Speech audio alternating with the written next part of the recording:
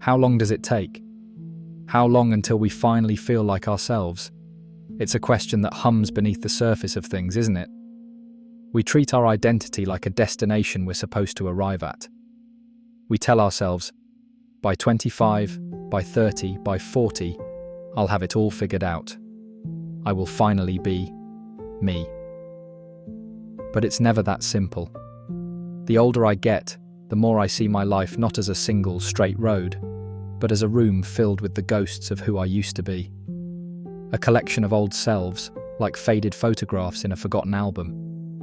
And each one in his own time was so sure he was the final version. Each one was just a draft. The first ghost is a quiet boy, maybe 7 or 8 years old.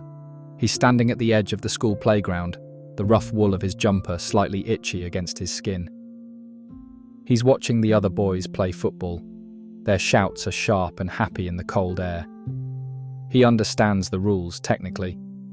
He knows you're supposed to want the ball, to run with a kind of reckless joy. But he doesn't feel it. What he feels is a strange, quiet distance, like he's watching a documentary about a foreign culture.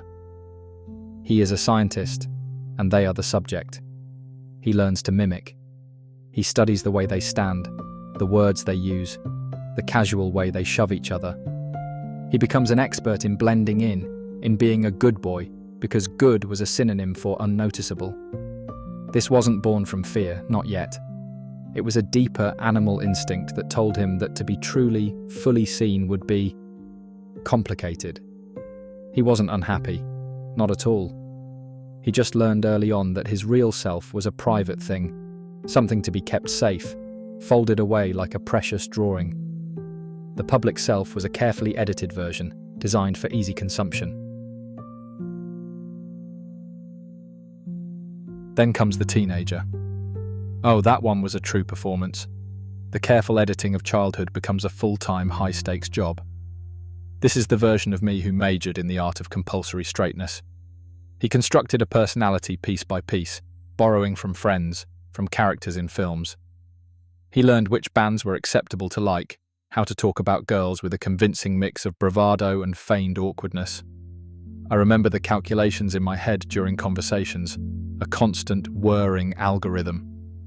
When someone tells a homophobic joke, when do I laugh? How loudly? It can't be too eager, or it's suspicious. It can't be silent, or it's a confession. This performance, this carefully built armor, wasn't for fun. It was about survival. Every correct nod, every feigned crush, was another brick in the wall he was building around that soft, private self from childhood. The most honest moments were the quietest ones. Alone in his bedroom with the door closed, the armor could finally come off. He could put on the music he really loved, the songs that spoke a language he understood. He could read books that felt like a secret handshake across time. In those moments, the actor could finally go backstage, take a deep breath, and feel the profound exhaustion of holding it all together. It's strange to look back at that boy. I don't feel pity for him, mostly awe at his resilience. The sheer effort of it all. Maintaining that facade required a level of constant vigilance that is hard to describe. It shaped my memory, my friendships, everything. I learned to be a fantastic listener, because listening meant I didn't have to talk. I learned to ask questions, to deflect, to become a mirror for other people. It was an incredible training in observation, but a terrible education in participation. I was present, but never truly there. A ghost at my own feast. And I think a part of me believed that if I just did it well enough, for long enough, the performance would eventually become real. That one day I'd wake up and the mask would have fused to my face and the anxiety would finally be gone. But of course, that's not how it works. The mask only gets heavier. And then, of course, the pendulum swings. The young adult version bursts onto the scene. He's out of the closet, and he wants everyone to know it. The quiet, watchful boy is gone, replaced by someone determined to be loud.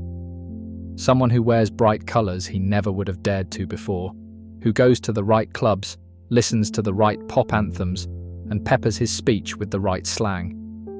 This, he thinks with a huge, breathless sense of relief, is authenticity. This is freedom. And in so many ways, it truly was. There was an incredible, life-affirming joy in that discovery, in finding a community, a culture that finally had a name for who he was. But if he was being honest with himself, deep down, it was another costume. A more colourful, glittery one to be sure, but a costume nonetheless. He was performing queer now, with the same anxious intensity he once used to perform straight. There was a checklist. Had he seen the right films? Did he have the right opinions on pop divas? He was so desperate to belong, to make up for lost time, that he adopted a new set of rules without even realising it. Sometimes, in the middle of a loud, crowded bar, surrounded by his people, he'd feel that same old sense of distance, an actor on a new and improved stage, but an actor all the same. Which brings me here, to this version. Quieter than the young adult, more honest than the teenager, and kinder to the little boy who was just trying his best. The journey wasn't about finding the right costume in the end. It was about slowly, painstakingly, learning to be comfortable with having no costume at all. It was the gradual realization that my identity isn't a performance to be perfected, but a quiet, steady presence.